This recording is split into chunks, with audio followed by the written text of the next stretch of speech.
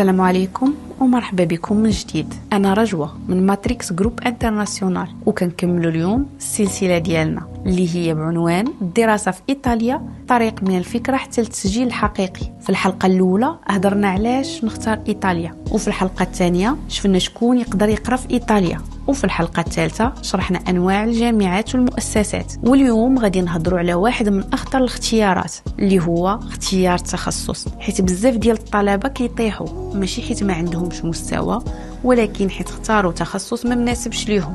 اذا علاش اختيار التخصص هو اهم قرار؟ اختيار التخصص ماشي غير اشنو بغيت نقرا، ولكن واش عندي فرصه نتقبل، واش نقدر نكمل فيه، واش عنده قيمه من بعد. اذا التخصص الخطا كيطيح الملف وكيضيع الوقت وكيخلق مشاكل في الفيزا، بينما التخصص الذكي كيقوي الملف وكيزيد نسبه القبول وكيعطيك مستقبل واضح. اشنا هي التخصصات الاسهل في القبول في ايطاليا؟ هاد التخصصات عندها طلب كبير وقبولها غالبا اسهل الى كان الملف منظم، بحال الاقتصاد والتسيير من الشعب ديالو ايكونوميكا، المانجمنت والبيزنس ادمنستريشن، ومناسب للناس اللي عندهم باك علمي او ادبي ولا حتى الباك بلس 2. بالنسبه للسياحه والفندقه من بينها توريزمو والهوسبيتاليتي مانجمنت عليها طلب قوي في ايطاليا. وبالنسبه للغات والتواصل بحال اللينغوا والميديازيون لينغويستيكا مناسب للناس اللي باغيين لغات وخدمه. والاعلاميات اللي فيها بعض المسارات بحال الانفورماتيكا والسيستيمي انفورماتيفي خاص شويه ديال الاساسيات اكيد.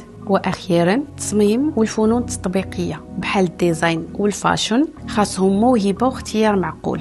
غنعطيك دابا تخصصات مطلوبه ولكن بشروط. كاين تخصصات مطلوبه ولكن ماشي سهله لكلشي، بحال الهندسه، الصحه وبعض الماسترات التقنيه. هاد التخصصات كتطلب مسار دقيق واحيانا اختبار، واكيد مستوى في اللغه يكون قوي، يعني ممكنه ولكن ماشي اول اختيار لاي واحد. من بين الاخطاء القاتله في اختيار التخصص هاد الاخطاء وكنشوفوهم بزاف، بحال اختيار تخصص بعيد بزاف على المسار، اختيار تخصص غير حيت عاجبك، تقليد شي واحد اخر، ما كتسولش على فرص القبول وما كتفكرش في المستقبل. وهاد الاخطاء كيطيحوا ملفات كانت ممكن تنجح. اذا كيفاش نختار التخصص الصحيح؟ باش نختار مزيان شوف المسار ديالك، شوف المستوى ديالك، شوف اللغه وشوف الهدف ديالك من القرايه، والاهم ما تختارش بوحدك، الاستشاره كتوفر عليك بزاف.